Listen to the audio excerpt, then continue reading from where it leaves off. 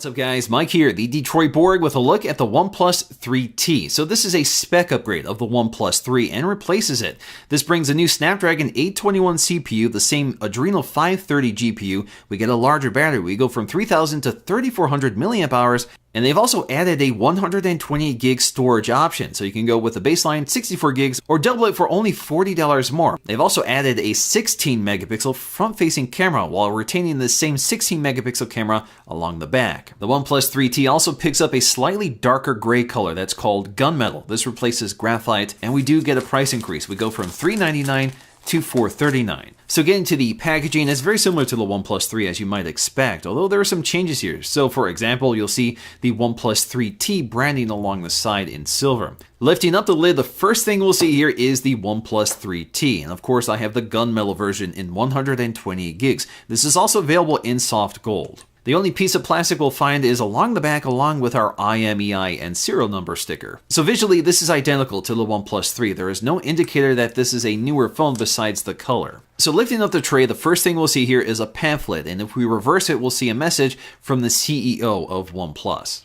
At the bottom of the box, we'll find all of our accessories, including the dash charger, the same technology we saw with the OnePlus 3. One of the great things about dash charging is that the charging is actually handled by the wall adapter, and very little is handled by the phone. So all the heat is contained to the wall charger and not in the phone. So you won't see throttling when you're using the phone while charging it. And this rapid charging solution is fantastic for this large battery, so you're able to charge it up to 60% in only 30 minutes. Also included is our very familiar OnePlus cable with Type-A connector on one end and a USB-C connector on the other. Inside the tray, we'll find a SIM ejection tool and some paperwork, including a quick start guide. We also get a set of stickers for OnePlus in addition to dash charging. So the design of the OnePlus 3T really is unchanged here. It's nothing really spectacular, but it is a nice high-quality aluminum unibody design that's very thin, lightweight, and easy to handle. I think it's the perfect size phone at 5.5 inches, and the display is also unchanged from the previous generation, which is great because it's a stunning AMOLED display with 1080p resolution, which is good for 401 pixels per inch. That's identical to the iPhone 7 Plus, which is covered in Corning Gorilla Glass 4, which is rounded off at the edges, and they have applied a screen protector right from the factory, just like the previous generation. But this screen protector comes up to the edges of the glass much better than the previous generation. In fact, that's what I'm using to identify which phone is the 3T and which one is the 3. Once again, the OnePlus 3T has the option for on-screen or off-screen Android keys, which are configurable, so they aren't specifically identified with a shape, just a dot. And of course, we have the fingerprint sensor built in, and the fingerprint sensor is very fast, although this is not a physical button. You can just rest your finger on it. This will wake up the device and quickly unlock it. Around the sides, not much has changed here. On the right side, we'll find our power button just below our dual nano SIM tray. On the left side, we have our volume rocker, in addition to the 3-position mute switch, which allows you to silent notifications or allow priority notifications to come in. On the top side, a whole lot of nothing, and toward the bottom, you'll find our speaker grill, the USB Type-C connector, a microphone, in addition to a headphone jack. On the back, returning once again is a 16 megapixel sensor with an f2.0 aperture and optical image stabilization, and just below that we get an LED flash. This glass once again protrudes, but ultimately this camera is just as good as the one on the OnePlus 3, with excellent stabilization, very sharp images, and very fast and smooth autofocusing. The real camera news really comes down to the 16 megapixel front-facing camera with an f2.0 aperture. There are a few changes with Oxygen OS, which will be coming to the OnePlus 3 as well, but it's coming to this phone first. That includes a revised shelf interface, which houses some of our widgets. It's a much brighter interface and has some great new features, including a Manage Center to check out the phone's vital functions.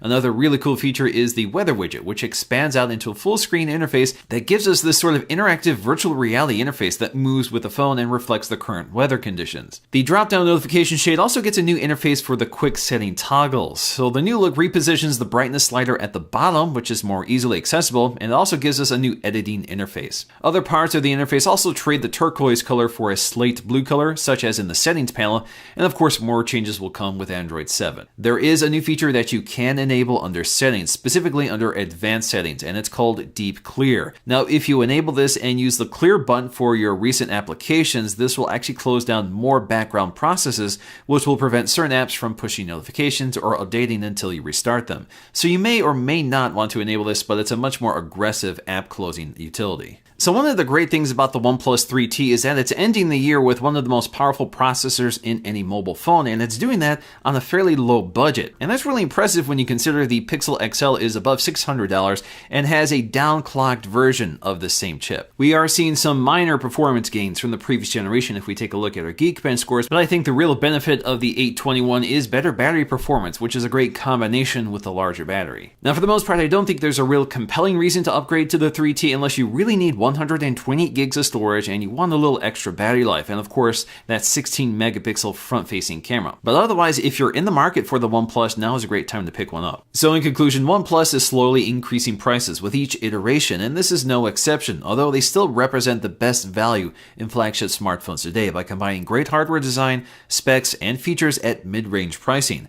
The only thing that really separates it from phones that cost twice as much is waterproofing, Quad HD screen resolution for VR, and stereo speakers. But regardless of price, the OnePlus 3T further solidifies this as one of my favorite smartphones of the year. Alright guys, hope you enjoyed this quick look at the OnePlus 3T. If you want to see my full review of the OnePlus 3, which is still applicable for this phone, I'll leave it linked in the description below. Hope you guys enjoyed this video. If you did, please give it a thumbs up to let me know, and I'll see you again in the next video.